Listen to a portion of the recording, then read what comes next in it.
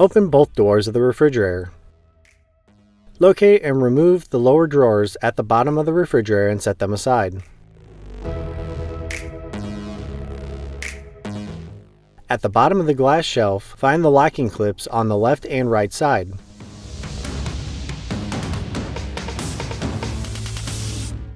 Pull the clips in to unlock the shelf, then pull the shelf towards you to remove it. Using a plastic windshield stick, insert the end at the base of the middle guide rail assembly to release tension and pop it out for removal. With a Phillips head screwdriver, remove the screws attaching the side rail assemblies on the left and right side of the refrigerator. Pull the rails towards the back until the posts come out.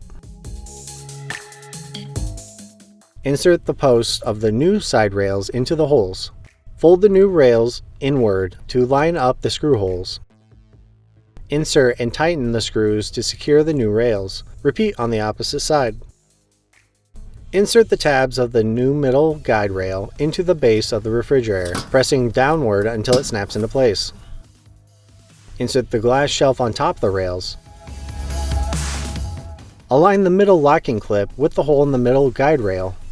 Push the shelf towards the back of the refrigerator until the locking clip snaps into place in the middle, right and left sides. Reinstall the drawers by aligning their wheels with the guide rails. Push the drawers towards the back of the refrigerator.